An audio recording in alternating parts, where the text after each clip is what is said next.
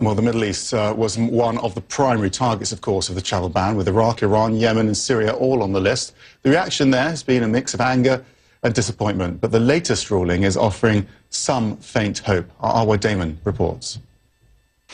The fact that this temporary halt is being maintained does, yes, allow for a little bit more breathing room, especially for those who are hoping to go to the United States and are close to the end of the application process and have the opportunity to be able to travel within the next few days. But for so many, it has been such an emotionally draining process, especially those who were hoping to start a new life in America, who were hoping that America would be welcoming them as they really expected it to, and instead are being faced with the reality that it might be closing the doors in their face. But even if this ban is not reinstated, you do have, as the president of World Relief brought up, another issue, and that is the dramatic reduction of the number of refugees that are going to eventually even be admitted to the United States. That number dropping from 110,000 to 50,000, which is really just a fraction of the global numbers if one even takes into consideration that Turkey in and of itself is home to around 3 million refugees from Syria alone. Now, incidentally, President Trump did also speak to his Iraqi counterpart, Haidar al-Abadi, and among the many issues that were brought up, which of course include Iraq's ongoing fight against ISIS, the broader need to collaborate when it comes to the war on terrorism, the Iraqi leader also brought up the issue of visa regulations for his country's citizens, something which the Iraqis say President Trump did promise to address. But all of this has really put a sour taste in the mouth of those citizens from those 7 predominantly Muslim countries, and in fact from citizens throughout the Middle East and the broader Muslim world who really believe that America had a reputation of being a country that welcomes immigrants, of to a certain degree being a country that at the very least did the bare minimum to help those in need. And they're finding this current back and forth very difficult, one that is potentially going to do irreparable damage to America's reputation and image in the Middle East and beyond. Arwa Damon, CNN, Ankara. Arwa Damon, thank you for the reporting. The man who ran U.S. intelligence under former President Barack Obama, James Clapper, is no fan of the Trump travel ban. Clapper tells CNN's Jim Sciutto that the ban was unnecessary and may have done more harm than good. Listen.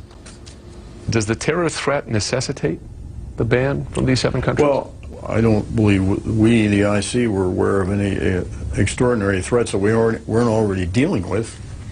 And we're using, I think, some very rigorous vetting processes, which we constantly improved on.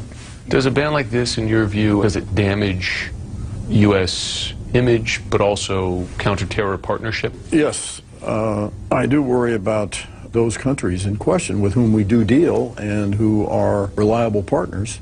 I also worry about this creating a recruiting tool for the extremists. That they will point to this as proof that there is, in fact, a war on all Muslims. And you're confident in the vetting that the U.S. is already doing for travelers from this country? I am, and we have improved that process as we've gone. Well, many international leaders, including traditional U.S. allies, have spoken out strongly against that U.S. travel ban. The UK Prime Minister Theresa May again voiced her concerns during a news conference at Downing Street on Thursday. In relation to the executive order that President Trump signed now nearly 2 weeks ago with the various movement bans, we thought that was wrong. That was divisive. It is not a policy that the United Kingdom would adopt. What we did do when it became clear that there was concern among British citizens that it might affect them, we worked with the President Trump's, the United States government, with his administration, to ensure that it was not going to affect British nationals and British dual nationals.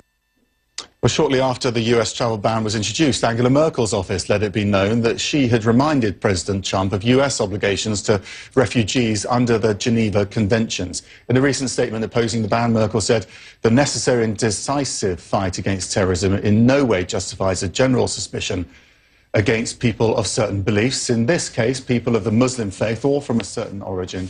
These actions, according to my beliefs, are against the core idea of international aid for refugees and international cooperation. For more on British and European reaction to the travel ban, I'm joined by Peter Westmacott.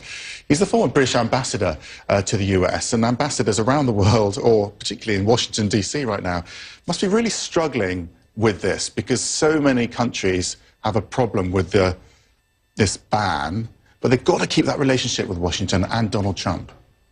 That's true. And of course, we saw that Theresa May worked hard to get a very early visit to the Oval Office, which went well, although the travel ban was announced just a few hours after she... And then there was a backlash to what she promised in Washington. And then there was a backlash to what she promised in Washington, particularly here in the United Kingdom. People didn't like the idea of the state visit being offered to somebody who had instituted this travel ban. So yes, it's complicated relations with many European countries. The European Council, where all the heads of government came together just a few days ago in Malta, was critical of a number of Trump approaches and Trump policies. But at the same time, people realise that they've got to do business. The UK, particularly, because Trump has been very supportive of Brexit, and of course the British government, which is on its way to leaving the European Union, is very keen to ensure that one of the early successes of that new policy is a new free trade agreement with the Trump administration. Trump has been very supportive, so the UK government is particularly keen to get that relationship going well. But everybody else has to deal with Trump, and actually in a number of traditional foreign policy areas, Trump has begun to moderate some of the more worrying positions that we've seen on Twitter from him as members of his administration get into the detail of policy and start looking at how best to manage relationship with different countries around the world. So a good example of that was overnight when he spoke to President Xi of China and said, you know, we do support the one China policy, which he'd been firmly against before. But how might he do something similar with this refugee ban to try to appease international concern, but also that sort of base of support that got him through the election? Well, you're right about the China change of policy. I think that will have gone down well, clearly choreographed with Beijing, as things are. They've moderated their line on Russia. The new US ambassador to the UN has said, well, actually, we're not going to lift sanctions as long as the Russians remain in Ukraine and Crimea as they are. They've moderated their view on Israel, which was, you know, essentially whatever Israel wants is okay, and now he said settlements may not be helpful. He's moderated some of the language on NATO. Earlier, he was talking about it being obsolete, and if people didn't pay their dues, America wouldn't be there if people called on the guarantees. And now it's a softer line. Now, with the travel ban, of course, he's not going to go down quietly, I don't think. He said, see you in court. He doesn't like the fact that the judges have weighed in and said this is not legal.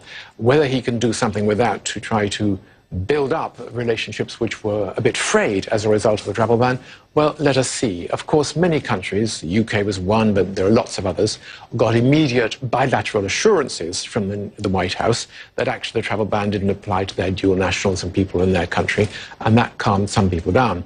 But it looks as though the travel ban probably isn't going to remain in place at all. So I think that is something which will be helpful, will be reassuring, and if they want to, it means that the Trump administration can work on it. But at the moment, he still seems to be very angry. If he wins in the Supreme Court and the travel ban stays, you know, the likes of Angela Merkel are in a difficult position. They can't, you know, it goes against their principles, doesn't it? So what sort of backlash might there be on America from countries like Germany? Because at the moment it's seen as a very domestic issue, actually.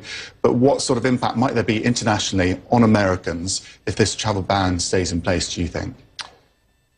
We'll have to see where the courts go, of course. And one of the most important things about the way American politics were is that there are checks and balances, that there is an independent judiciary. Donald Trump sometimes doesn't like that. So the travel ban may go, or it may survive when there is a further appeal. I think if it survives, then there obviously will be concerns in many European countries. Angela Merkel has come out firmly against it. Theresa May has come out against it. The French government don't like it either. I think it will remain a difficulty for many countries, even if we've got bilateral assurances that, you know, it's going to be okay in terms of our dual nationals. Where does that go in the future? Well, I think it means that managing many of the Middle Eastern issues, dealing with counterterrorism, dealing with refugees from a number of the crisis countries will be more difficult. Okay, Peter Westmacott, thank you very much indeed. Thank you. One of the nations that's part of that ban, Iran. And let's take live images now in Iran, that nation celebrating Revolution Day. Crowds lining the streets, sending a message to Washington. CNN Newsroom is back live next.